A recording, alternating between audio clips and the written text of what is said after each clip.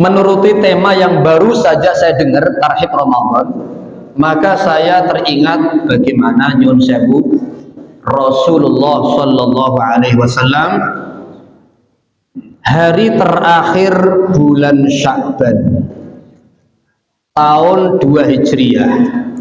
Ada pula yang berkata, termasuk Sayyid Muhammad Alawi Al-Maliki mengatakan lebih tepatnya adalah ba'da maghrib, tanggal 1 Ramadan, pertama kali Ramadan tahun 2 Hijriah. Pertama kali terjadi syariat Ramadan, puasa dan bla bla bla bla. Terlepas daripada apakah Rasul berada di akhir Sya'ban ataukah awal Ramadan maghrib, pada intinya tidak ada yang bisa mengelak bahwa Rasul Shallallahu Alaihi Wasallam woro-woro di dalam masjid, di luar masjid, saking bungai, saking bungah-ngah rakarowan sembari memanggil, bukan yang dipanggil orang mukmin, yang dipanggil bukan orang muslim, tapi dengan kalimat umum, ayuhan nas, ayuhan nas, ayuhan nas. Saking itu baik muslim kafir dipanggil Gusti Allah, Kanjeng Rasul kafir. Ayuhan nas, ayuhan nas, ayuhan nas. Ada apa? Ada apa? Ada apa? Rasul menyampaikan, qad ja'akum, sungguh hampir datang. Kalau diartikan disyarah hari terakhir Sya'ban. Kalau disyarah dengan maghrib Ramadan, telah tiba, telah datang. Syahrun azimun, bulan yang paling agung. Syahrun mubarakun, bulan yang paling penuh berkah. Apa itu ya Rasul? Syahrul Ramadan, yaitu bulan Ramadan. Pertama kali dapat syariat Ramadan tahun pinten Pak Bu? 2 Hijriah. Saking senengnya bunga. Lalu kemudian Rasul Sallallahu Alaihi Wasallam menyampaikan tausiah, ya mirip seperti ini, tausiah tarhib Ramadan. Ini bukan bid'ah tapi sunnah. Rasul menyampaikan, iftaradu alaikumusiyam, ingat ya, selama 1 bulan ke depan siangnya wajib puasa. Wasanna alaikumul qiyam, pada malam hari ini disunnahkan, dianjurkan qiyamul lail. Rasul tidak menyebut tarawih tapi qiyamul lail Ramadan, dan tanpa menyebut berapa rakaat terserah. Shallu ala Nabi Muhammad. Oke. Apa yang bisa kita ambil itu loh, Rasul bunga nyambut Ramadan. Dan kebungahan Rasul tidak hanya dirasakan sendiri, tapi ditularkan kepada umatnya. Kita sambut Ramadan dengan hati yang bahagia. Bahagia mirip apa? Ayat 58 surah Yunus. Qul bi fadlillahi wa bi rahmatihi fabidzalika falyafrahu huwa khairum mimma yajma'un. Katakan hai Muhammad, sampaikan kepada umatmu, bi fadlillah, setiap dengan fadli Allah dan rahmati Allah hendaklah mereka harus bahagia. Ayat berapa Bu tadi? 58 surah Yunus. Imam At-Tabari sebagai ahli tafsir mu'tabar di dunia, disusul bawahnya mufassir-mufassir yang lain. Fadl Allah maksudnya anugerah Islam. Yang kedua, fadl di sini adalah Al-Quran dan syariat yang ada dalam Al-Quran, termasuk hai orang beriman, kutiba alaikumus siyam. Syariat poso, syariat Ramadan ada dalam Al-Quran, maka perintah Gusti Allah, falyafrahu, berbungah-bungahlah. Bahkan bungae diisyaratkan oleh Gusti Allah, khairum mimma yajma'un, harus lebih bunga daripada dapat urusan dunia.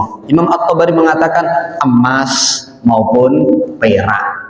Ulama Ibnu Katsir rahimahullah berkata, ad-dunya wa ma fiha minaz zahrati al-faniyah, dunia dan apapun isinya sesuatu yang fana. Maka orang yang beriman, saya ulang lagi, Orang yang beriman dengan Allah, dengan Rasulnya, dengan ayat-ayat Al-Quran, maka ketika hampir tiba dengan anugerah agung bulan suci Ramadan, harus hati yang bahagia, bahkan bahagianya diisyaratkan melebihi mendapatkan emas atau perak. Itu hati orang beriman. Shallu ala Nabi Muhammad. Boten panjang kalam, mirip bahagianya dan seriusnya Sayyidina Umar. Kira-kira Sayyidina Umar dijamin surga atau tidak, Bunda? Bapak? Dijamin. Orang termulia nomor 2 setelah para nabi, para rasul, urutan pertama Abu Bakar, kemudian Umar. Sepakat semua ulama Ahlussunnah wal Jamaah. Itu saja dalam kitab Lataiful Ma'arif, 6 bulan, sekurang-kurangnya 5 bulan sebelum Ramadan tiba, pasti serius nangis minta Allah dengan kalimat ya Rabb balighni Ramadan, sampaikanlah usiaku ketemu Ramadan ya Rabb. Seriusnya, saking pahamnya tentang fadilah Ramadan, saking pahamnya tentang betapa butuhnya kita orang mukmin dengan modal Ramadan pantas masuk surga. Allah amin Allahumma amin Allahumma. Hanya orang yang nggak punya iman, orang ana beda nih, deket Ramadan, ketemu Ramadan, orang ana semangat beberbelas, dipertanyakan imannya. Paham sing penting manggu kesuwen Ustaz, kesuwen. Kemudian pertama, sambut dengan hati yang bunga. Kalau perlu nyun sewu bungae koyok-koyok kita siap pengen masuk surga. Itu bahasa saya. Ibarat kata kita kakek dosa, orang pantas masuk surga babar belas. Modal utamanya, jembatan utamanya ya Ramadan. Sekecil apapun, hanya mesem kepada orang lain bisa jadi sebab paling utama masuk surga Allah. Bulan Ramadan, apalagi dengan amal-amal yang mahdhah. Jembatan paling utama andalan kita masuk surga, ternyata disambung mana? Maka logikanya ya seneng kalau ada jalan yang mudah menuju surga. Mirip cerita oleh siapa? Imam Abu Dawud dalam musnadnya, kemudian dalam Musnad Al-Bazzar, Dalailun Nubuwah Al-Baihaqi dengan sanad 3 sahabat. Yang pertama Abu Hurairah, kemudian Abdullah bin Amr bin As, kemudian Thalhah bin Ubaidillah. 3 sahabat ini cerita di zaman Nabi masyhur. Saya murojaah karena setahun yang lalu terakhir cerita. Di zaman sahabat Nabi, di zaman Nabi SAW ada 2 orang di Madinah masuk Islam Islami bareng. Kalau di hadis Abdullah ibnu Amr ibn al-As, 2 orang ini kakak beradik, saudara kandung. Tadinya podo-podo kafir, masuk Islami bareng. Artinya ukuran barometer amal, catatan amal dimulai sejak masuk Islam. Itu maksud saya. Tanpa bahas dia kan kakaknya, ini kan adiknya, tidak. Yang penting sejak masuk Islam bareng. Lalu berjalannya waktu, salah satunya ahli ibadah sundul langit terkenal, sedangkan yang satunya pas-pasan ibadah, hadis masyhur ya. Kemudian berjalannya waktu, yang ahli ibadah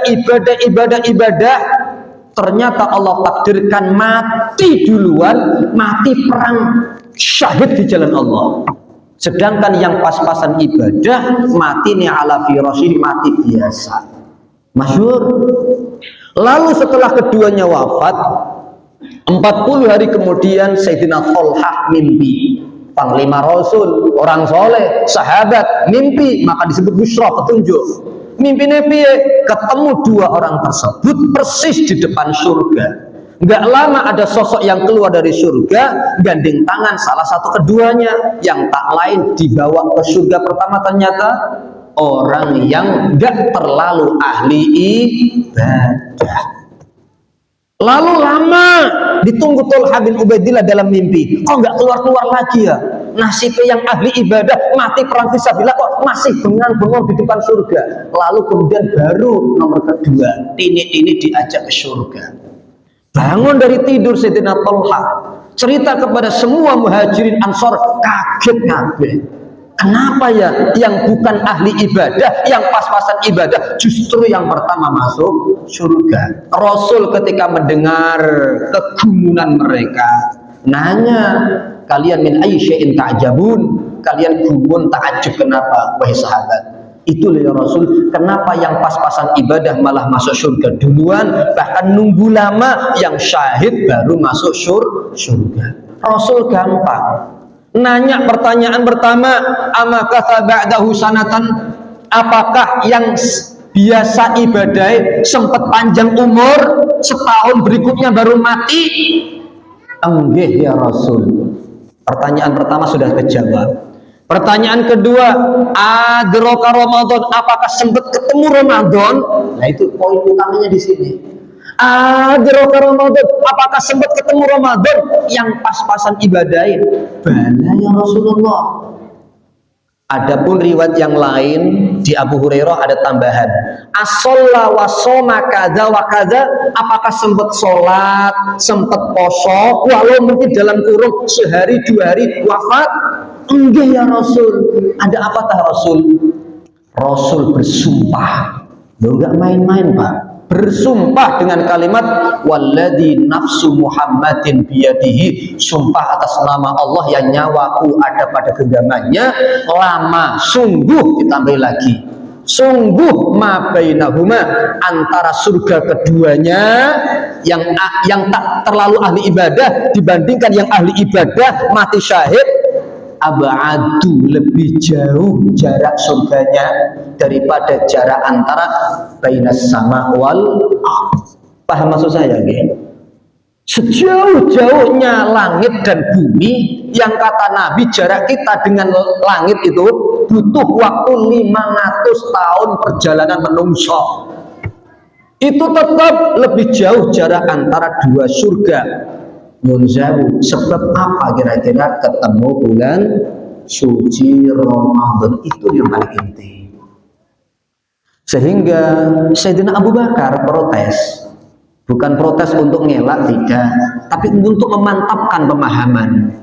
Ya Rasulullah, walau kana mujtahidan wa syahidan fi sabilillah, bahasanya Sayyidina Abu Bakar, walau jelas orang tahu sekota Madinah yang mati duluan itu benar-benar ahli ijtihad, ahli ibadah, matinya syahid ya Rasul. Apa jawaban Rasul?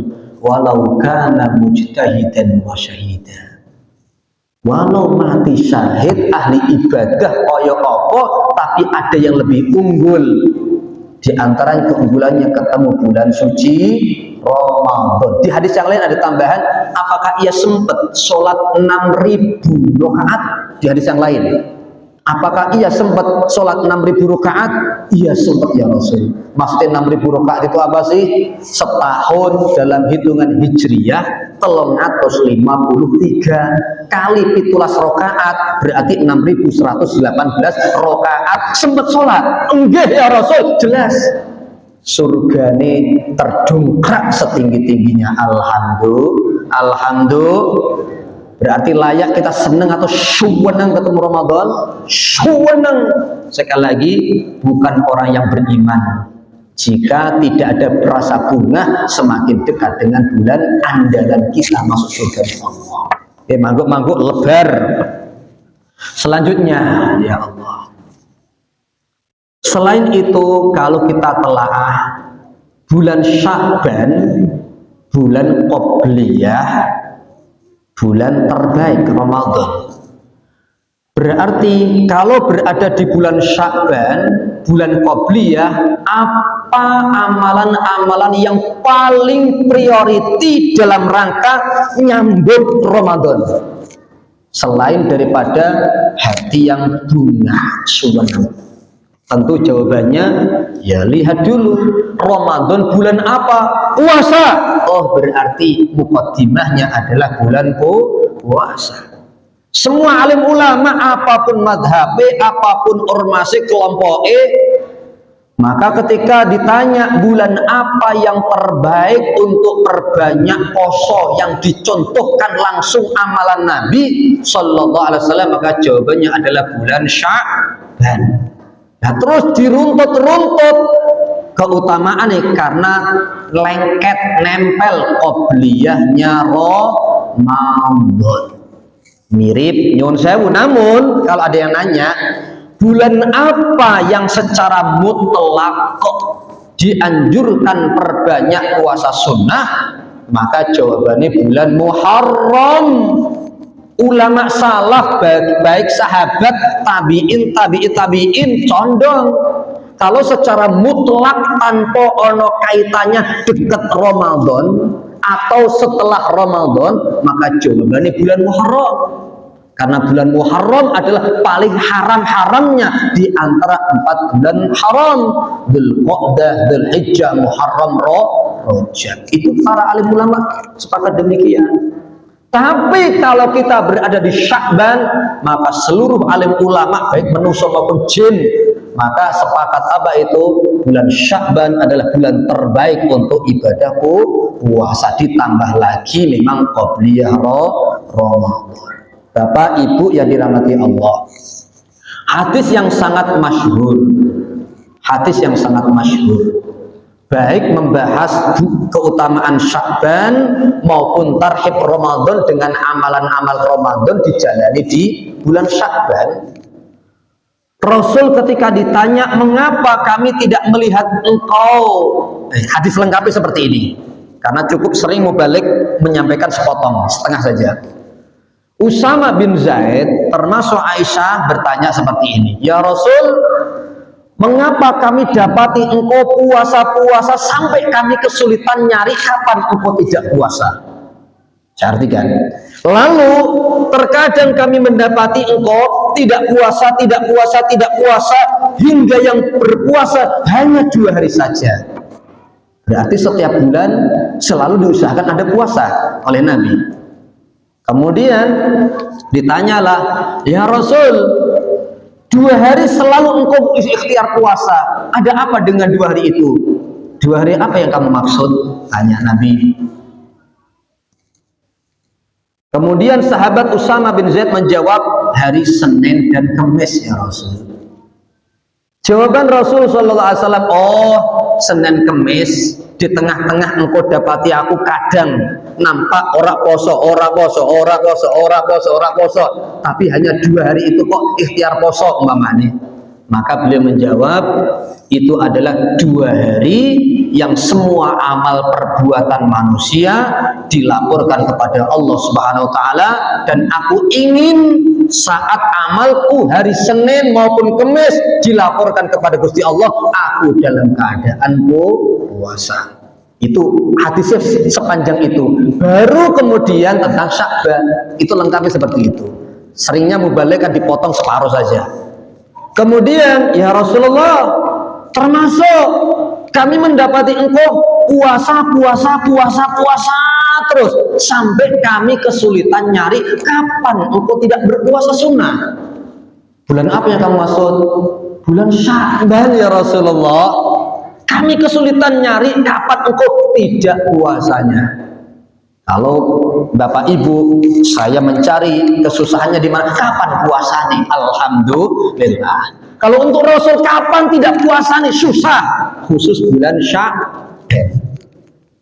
Nah, ini saya gak nyindir, mohon maaf, gak nyindir, hanya mengepaskan sesuai wajahnya. Alhamdulillah. Nah terus Rasul sallallahu alaihi wasallam menjawab, bulan Sya'ban adalah bulan ghaflah. Ini loh, ini keutamaan Sya'ban sekaligus bagaimana cara mentarhib Ramadan. Bulan ghaflah, bulan yaghfulu an-nasu anhu, bulan yang dilalaikan oleh manusia. Jelas manusia ini koyok-koyok seperti kalian deh sahabatku. Baina Rajabin wa Ramadan, yang terletak antara Rajab dan Ramadan. Nggak mungkin rasanya maksud dari hadis ini Rasul ngajari. Ingat ya sahabat, urutan kalender Islam itu adalah Rajab dulu ya, lalu Sya'ban, kemudian Ramadan ya. Emang cacile?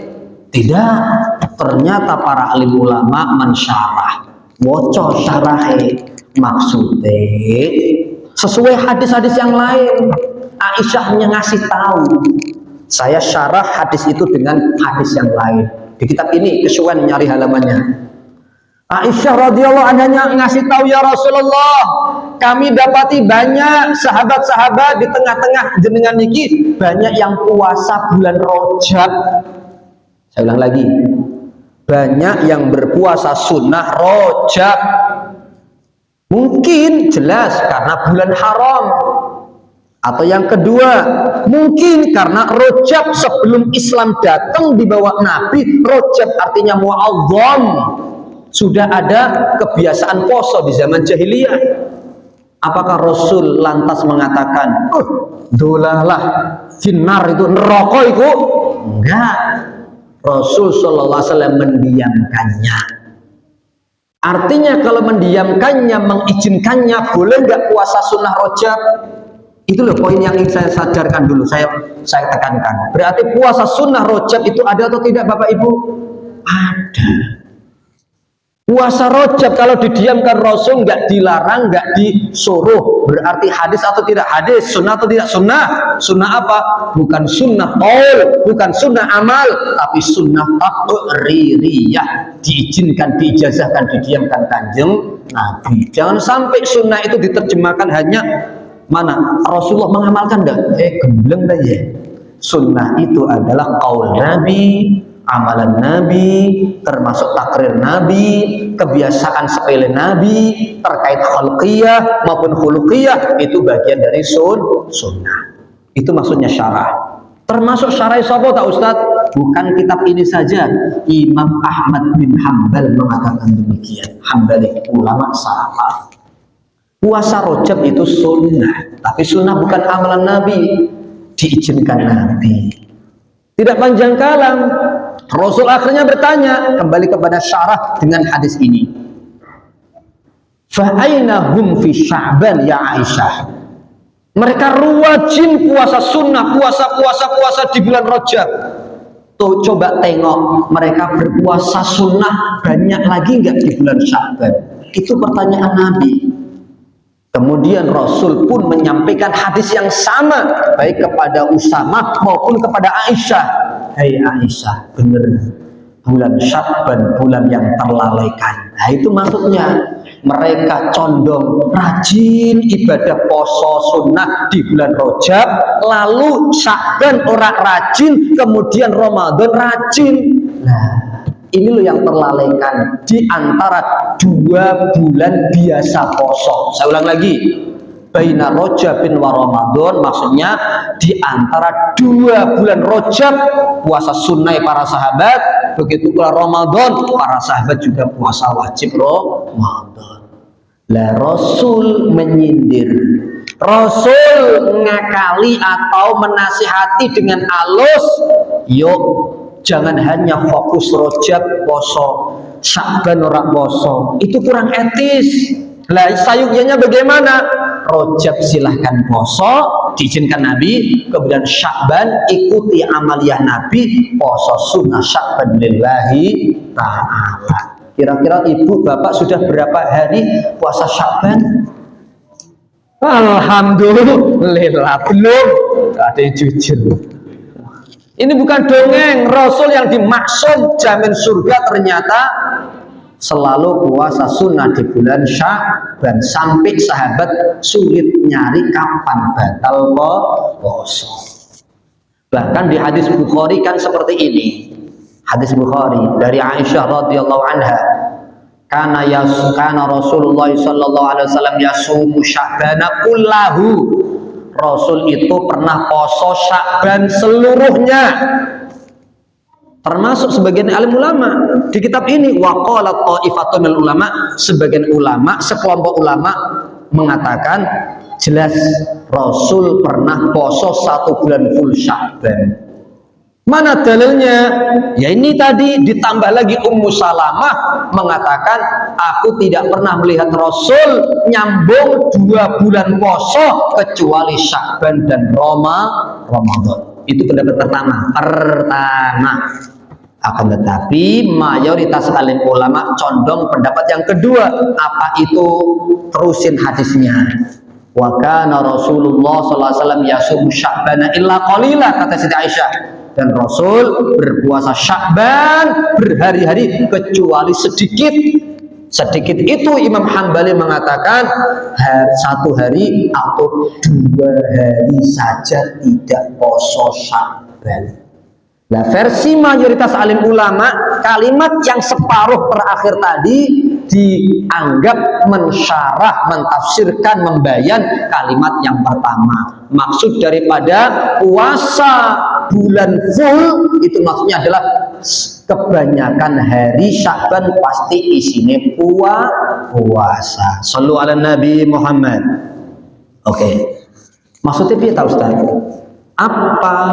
Oke lah, kalau secara syariat, secara zahir mentarhib Ramadan itu dengan poso, jelas, oke. Mungkin para khotib, para mubalik sering menyampaikan, anak kecil pun insya Allah paham, berarti sambut Ramadan selain daripada hati yang suwenem adalah ibadah syariat poso sunnah, minimal latihan. Oke, itu syariat. Tapi tasawuf piye? Makna yang terdalamnya itu apa? Makna yang terdalam adalah Ibnu Qayyim Al-Ghazali termasuk Imam Ibnu Rajab Al-Hambali mengatakan setiap kali ada waktu yang ghaflah. Saya ulang lagi. Setiap kali ada waktu momen yang ghaflah, menungso lali melalaikan waktu itu, maka ajaran dari Kanjeng Rasul yang rahasianya dibalik kenapa poso-poso, maka jadilah engkau yang paling dekat sama Allah. Andaikan bulan Sya'ban secara zahir syariat dianjurkan poso, lalu banyak yang orang poso, maka jadilah jenengan yang berpuasa. Contoh, jika di sepertiga malam terakhir atau tengah malam sampai subuh lebih banyak menungso sak donya turu ngorok, maka perintah Rasul itulah ada perintah bangunlah wahai Anas bin Malik. Paham maksud saya? Ini bukan sekedar saya ingin mengajak, bukan membahas secara tekstual atau syarah secara syariat, tidak. Tapi apa sih rahasianya? Oh, ternyata lihat sekeliling. Lihat, jika orang menganggap Allah sehingga menyepelekan waktu itu, maka gunakan waktu itu dekat-dekatnya kita sama Allah Subhanahu wa taala. Apakah waktu sepertiga malam terakhir? Apakah di tengah-tengah banyak yang enggak ngaji, jenengan ngaji, banyak yang enggak poso, jenengan poso, banyak yang enggak taklim, jenengan taklim, banyak yang hura-hura, jenengan eling Allah, bla bla bla bla bla. Dan itu nasihat Rasul kepada Sayyidina Anas, ini statota antakuna minadzakirina lillahi falyaf'al. Ketika engkau mampu menjadi orang yang bagian langka eling Gusti Allah, zikir sama Gusti Allah, lakukan saat seperti itu. Kira-kira angel atau uangel, Pak? Uangel, Pak. Rata-rata ikut arus, Pak. Orang-orang enggak poso, orang enggak poso lah. Orang-orang ternyata main-main, itu maksud saya. Wallahu a'lam bishawab. Kemudian hadisnya kita teruskan. 1 bulan dalam 1 tahun kata Nabi, turfa'ul a'malu ila Allah rabbil alamin wa uhibbu an yurfa'a 'amali wa ana bishaim. Dan bulan Sya'ban adalah bulan dilaporkannya seluruh amal 1 tahun kepada Allah Rabbil Alamin, dan aku demen kalau amalku setahun dilaporkan kepada Allah aku dalam keadaan berpuasa. Ingat, tidak ada satupun hadis sahih yang mengatakan nisfu Sya'ban malam atau siangnya itu yang catatan amal dilaporkan. Saya ulangi lagi, tidak ada satupun hadis sahih yang menyatakan khusus nisfu Sya'ban takdil, sehingga poso tanggal 15 takdil karena berharap hari itulah hari diyakini turfa'ul a'mal. Tidak, memang ada keistimewaan tersendiri, dan saya ajak, saya dukung melek-melekan ibadah di malam nisfu Sya'ban, tapi bukan diyakini satu-satunya hari atau malam tutup buku buka buku, boten. Jelas maksud saya gitu. Hadis sahih ini selain Bukhari Muslim 4 imam, sama sekali Nabi besar Muhammad sallallahu alaihi wasallam ngajurin poso tanpa bahas waktu di awal, di tengah, di akhir, dan wallahu a'lam bishawab. Kemudian kembali kepada bulan Sya'ban, ketika poso tutup buku, buka buku, lain waktu Siti Aisyah bertanya, ya Rasulullah, madza fi Sya'ban? Sya'ban itu rahasianya apa tah ya Rasul? Beliau menjawab, ta'zimun li Ramadan. Engkau siap-siap mengagungkan bulan suci Ramadan. Jelas bahasanya. Bahasa kita istidad atau persiapan nyambut tarhib Ramadan. Tertarik kiranya saya menyampaikan sedikit tapi mudah-mudahan membuka semangat panjenengan. Andaikan kalah berhari-hari selama Sya'ban kemarin belum sempat poso, belum sempat tahajud berokat-rokaat, tolong ini masih ada waktu. Seminimal-minimalnya saya sampaikan tanggal 15 nisfu Sya'ban, sak minimale. Tapi saya tidak mengatakan loh ya, tanggal 15 itu pas hari tutup buka buku, tidak. Sak minimale tanggal 15 usahakan malami tahajudan, malami wiridan, kemudian paginya poso. Ada kitab Fadailu Sya'ban, ada kitab Madza fi Sya'ban, ada kitab berbagai macam. Sekurang-kurangnya 22 hadis tentang keutamaan nisfu Sya'ban. Nisfu Sya'ban sendiri. Kebanyakannya saya sampaikan apa adanya karena ilmiah soalnya. Hampir seluruhnya adalah dhaif, bahkan palsu. Oke. Hampir seluruhnya dhaif, bahkan palsu, kebanyakan dhaif. Kecuali 3 yang sahih, sekurang-kurangnya hasan, atau 4 tapi hasan li ghairihi. Sampai ulama salafi wahabi pun loh mengatakan ikut sahih hadis tentang nisfu Sya'ban. Tapi tidak semuanya, sekali lagi ini data ilmiah supaya tidak ada dusta di antara kita. Hadis yang sahih yang layak kita gunakan, kita amalkan untuk menyemangati melek-melekan ibadah malam nisfu Sya'ban itu apapun madhab ternyata nganggap sahih. Adalah hadis Ibnu Majah, Ibnu Hibban, Al-Baihaqi dari Abu Hurairah radhiyallahu anhu, Rasulullah sallallahu alaihi wasallam bersabda seperti ini. Ini satu di antara yang sahih loh ya. Fokus pada yang sahih saja supaya tetap semangat dan jenengan punya argumentasi. Rasulullah sallallahu alaihi wasallam bersabda, "Innallaha sesungguhnya sak temene Gusti Allah layat lu'u." Ada yang membaca layat tali'u. Sungguh selalu memutolaah, mengintai, mengawasi. Detail pengawasannya.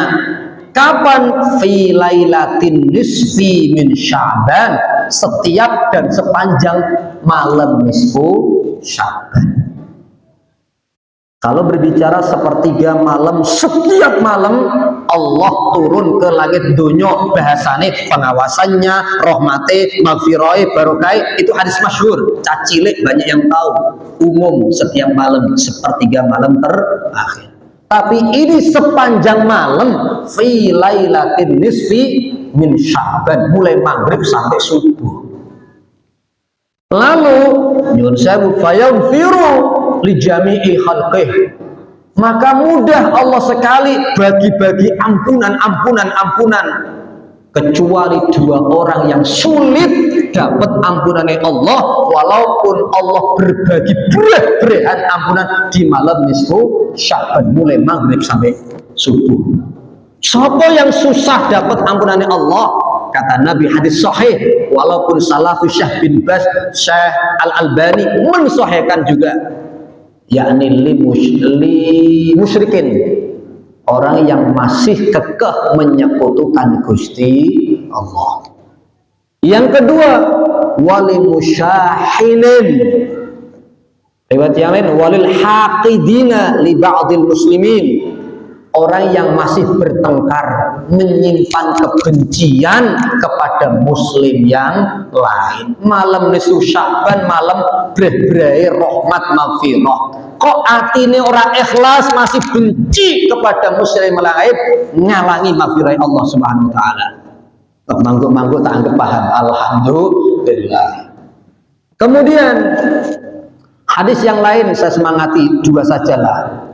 Keutamaan nisfu Sya'ban sekaligus mentarhib Ramadan.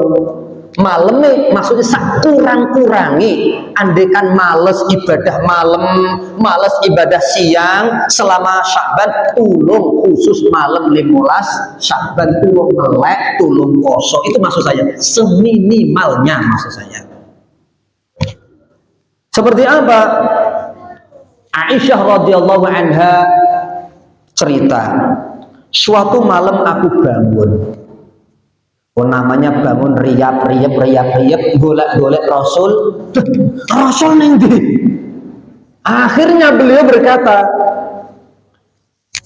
aku diserang di dalam hatiku sebagaimana para istri yang terserang saat lama nggak nemu bojo lanangi. Maksudnya, walaupun sejenak kehilangan kanjeng Nabi, nggak ketemu Nabi, rasanya itu hari-hari berlama-lama nggak ketemu Nabi. Artinya benar-benar melang-melang sekali, was-was sekali. Ketika melek, plong, lihat Rasulullah dalam keadaan sujud. Perhatikan, saya artikan. Kalau dikit-dikit bahasa Arab nggak cukup waktu ini. Akhirnya ketika sadar, alhamdulillah Rasul bojoku garwaku dalam keadaan sujud. Kemudian Siti Aisyah memperhatikan, kok sujudnya barbar, mulai was-was. Kok enggak kunjung-kunjung ngangkat, Allahu Akbar. Akhirnya Siti Aisyah memaksa junjat, ngangkat pundak Rasul. Rasul dianggap kaku saking khusyuk, sujud dikira wafat, sampai diangkat-angkat, kemudian Allahu Akbar. Selesai salam, Rasul berdoa. Doanya seperti ini, muka-muka banyak yang hafal. Allahumma inni a'udhu bi'afwika min iqabika. Ya Allah Tuhanku, aku berlindung kepada atau dengan pemaafanmu dari iqab, hukuman.